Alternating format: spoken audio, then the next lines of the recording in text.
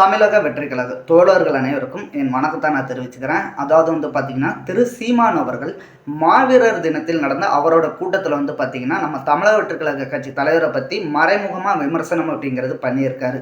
அது என்ன அப்படிங்கிறது பார்த்தீங்கன்னா, கிட்டத்தட்ட நான் 2000 கோடி பார்த்தீங்கன்னா உதறி தள்ளிட்டு வந்திருக்கேன். கூட்டணிக்காண்டி எனக்கு வர வேண்டியது எல்லாமே நான் உதறி தள்ளிட்டு இருக்கேன்.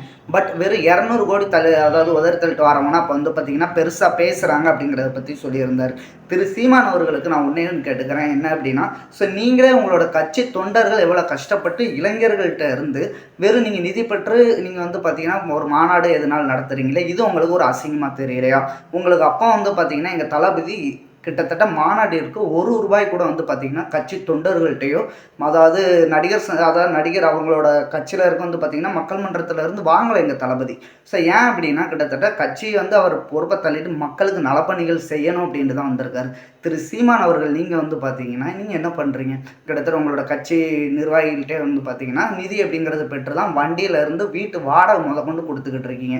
ஸோ இவ்வளோ இது இருக்கும்போது நீங்கள் எப்படி எங்கள் தளபதியை பற்றி பேசலாம்? உங்களுக்கு எல்லாமே தெரியும். கிட்டத்தட்ட 8.5% ஓட்டு விழுக்காடுக்கு 200%, அதாவது 200 கோடி அப்படிங்கிறது 2000 கோடி அப்படிங்கிறது கிடைக்கும் அப்படிங்கிறது நீங்கள் சொல்கிறீங்க இல்லையா? ஸோ ஏன் அப்படின்னா, நீங்கள் 8.5 வரை இருந்து நீங்கள் தனியாக இருந்தால் மட்டும்தான் உங்களுக்கு மதிப்பு அப்படிங்கிறது இருக்கும். ஏன்னா உங்கள் கட்சி கொள்கை கோட்பாடு எல்லாமே அந்த மாதிரி இருக்குது அப்படிங்கும்போது இருக்குது. ஸோ எங்கள் தளபதி பார்த்தீங்கன்னா தனித்தனியாளாக சினிமாவில் நடித்து கிட்டத்தட்ட மக்கள்கிட்ட நிதி அப்படிங்கிறது வாங்காமல் பார்த்தீங்கன்னா அவர் மாநாடு நடத்தியிருக்காரு. இப்போ இருக்க எல்லா செலவுமே பார்த்தீங்கன்னா அவரோட கையில் இருந்து தான் பண்ணிக்கிட்டு இருக்காரு. ஸோ உங்களை மாதிரி எங்களோட தளபதி அப்படிங்கிறது கிடையாது. இதற்கு நான் பதில் சொல்லிக்கிறேன். ஸோ கிட்டத்தட்ட எங்கள் தளபதி பார்த்தீங்கன்னா 2026 தேர்தலில் திரு விஜயகாந்த் அவர்கள் முதல் எலெக்ஷன் வாங்கினார் இல்லையா?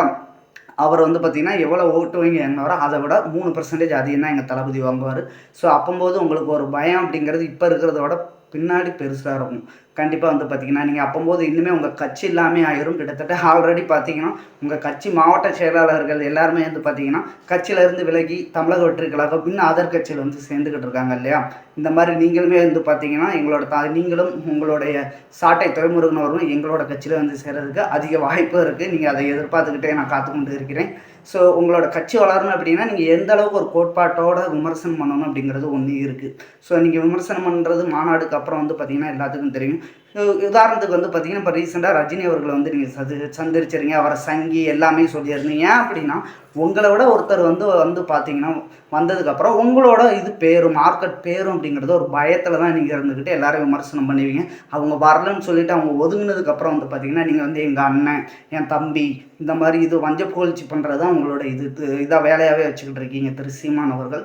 ஸோ உங்களோட இப்போ வர எல்லாத்துக்கும் தெரியும். ஸோ தமிழக வெற்றிக் கழகம் அப்படிங்கிறது ஒரு கட்சி கிடையாது, ஒரு படைப்பலத்தோடு இயங்கி கொண்டு இருக்க ஒரு கட்சி. ஓகேங்களா? 2026 எங்களோட வளர்ச்சி அப்படிங்கிறது நீங்கள் எல்லாருமே பார்ப்பீங்க. ஸோ நம்ம தமிழக வெற்றிக் கழக கட்சி தொண்டர்கள் உங்களோட கருத்துக்களை பார்த்தீங்கன்னா நம்ம கமெண்ட் பாக்ஸில் கமெண்ட் பண்ணுங்கள். ஸோ மறக்காமல் சப்ஸ்கிரைப் பண்ண மறந்துடாதீங்க. நன்றி, வணக்கம்.